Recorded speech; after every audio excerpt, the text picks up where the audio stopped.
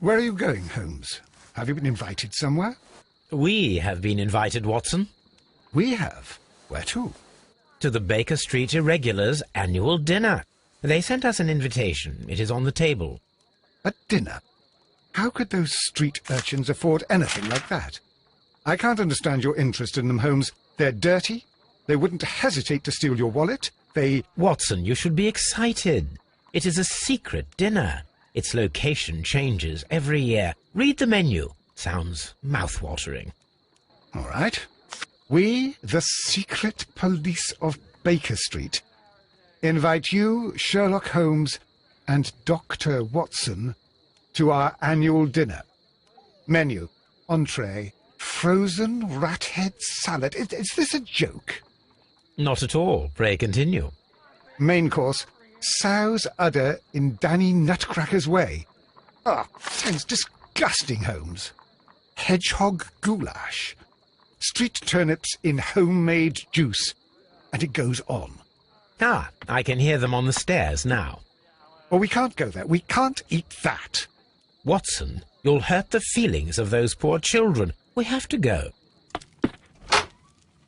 Oh, Mr. Holmes. It is fine, Mrs. Hudson. Mr. Holmes! Wiggins, Dr. Watson is getting ready. He will be delighted to join us. You don't look well, my young man. Is there something wrong? Don't tell me the dinner is cancelled. Mr. Holmes, it's my brother Leighton. He's in a prison cell. They say he's killed 2 men. You have to help us, Mr. Holmes, because I know he didn't do it. Where is he now? From what I've heard, they took him to the yard, and they gave him a good beating already. You know what they're like. They'll hang him. They won't look any further. Holmes, we have to help him. Well, and forget about the dinner. Wiggins, I'll take the case. You're fantastic, Mr. Holmes. I'll be waiting for you at the crime scene. You'll be there, right? It's on Half Moon Street in Whitechapel. Very well.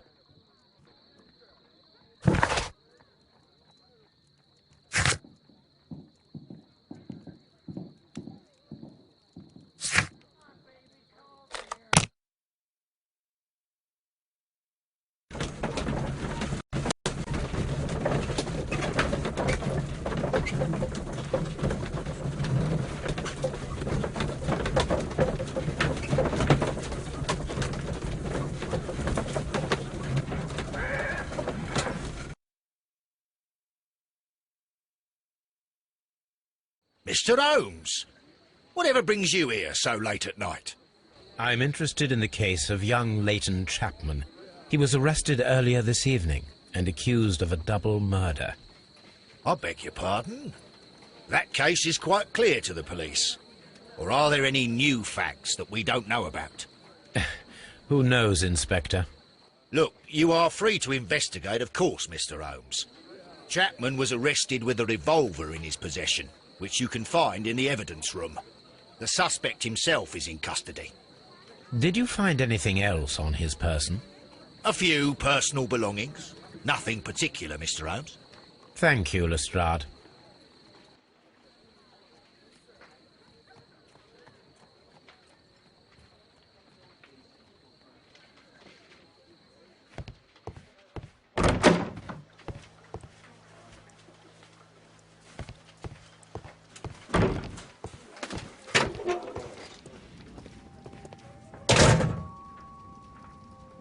So this is the gun that Leighton was holding when he was caught by the police. It is a Webley revolver, a reliable weapon. It seems as though the shells were not removed from the cylinder.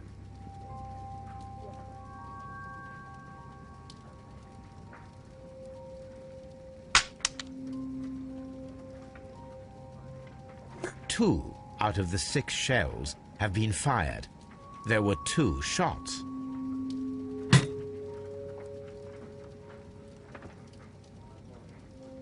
A cheap watch, bought with his own money, no doubt.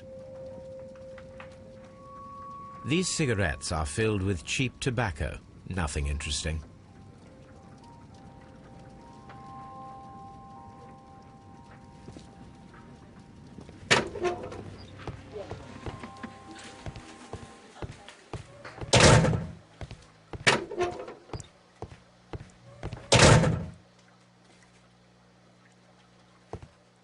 please escort this suspect for interrogation.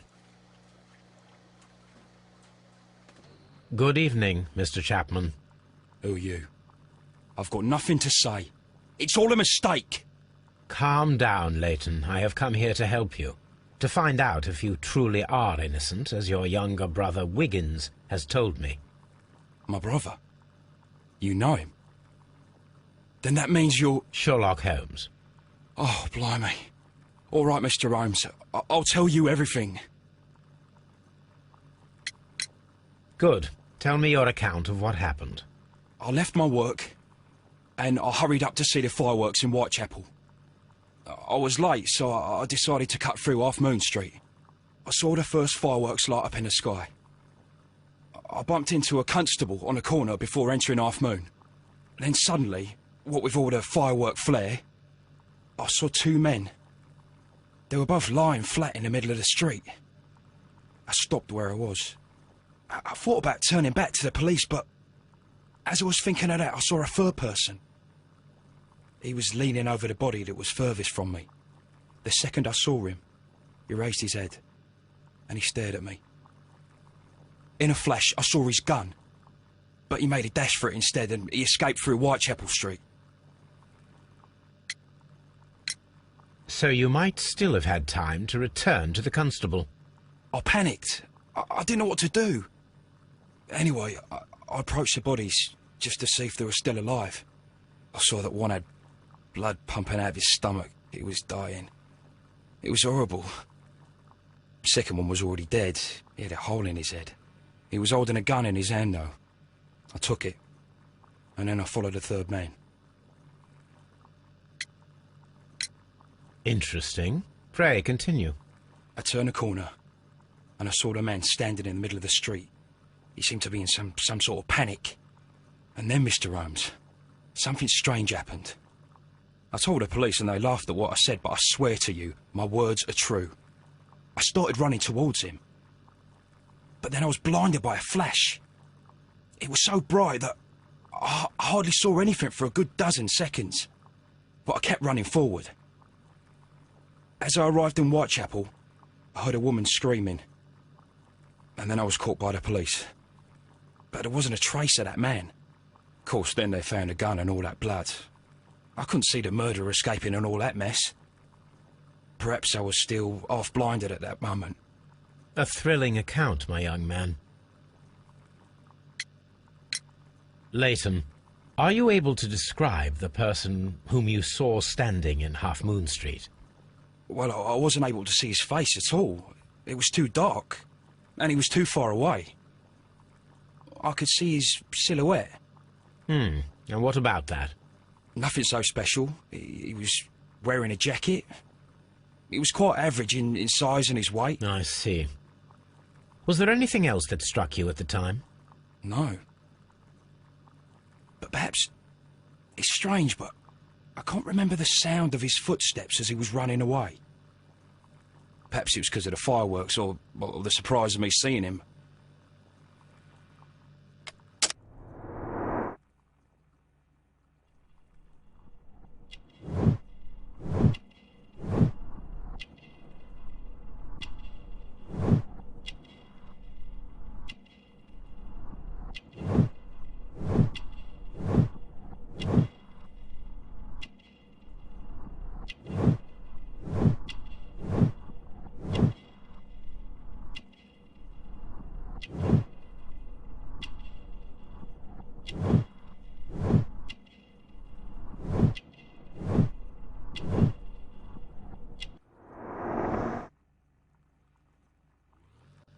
We shall see you soon, young man.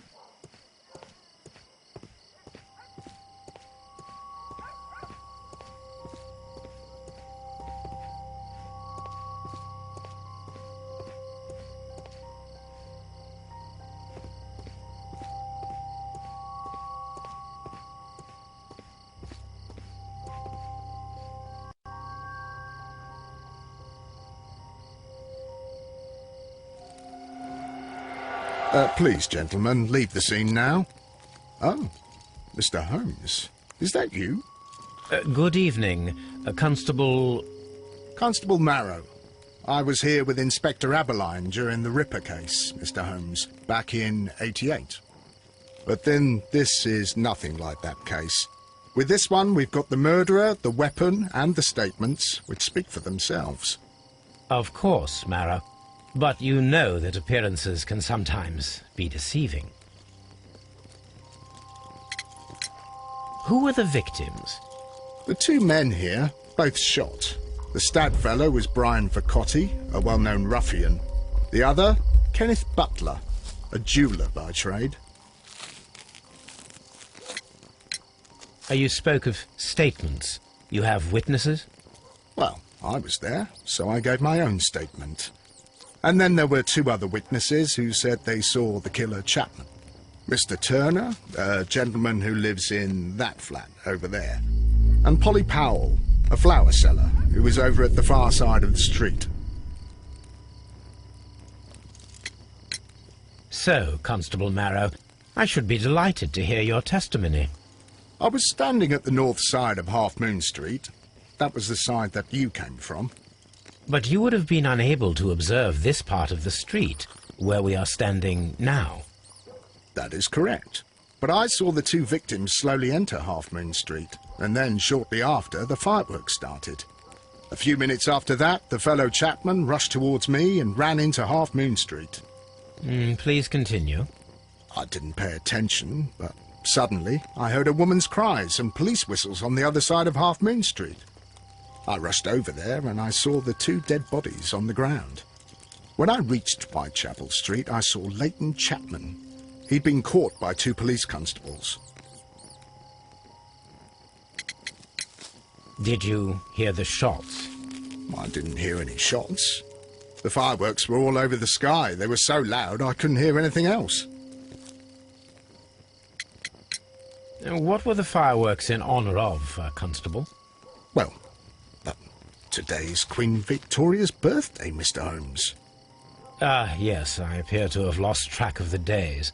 It is May now, of course. Constable Marrow, what else caught your attention while you were running through Half Moon Street? I saw nothing but rats, and I took the time to light every corner with my lamp. Did you happen to look up at Mr. Turner's window when you were on Half Moon Street at that time? Yes, I saw that the window was open, but no one was there. It was dark in the room. Constable, your statements have been of great value to me.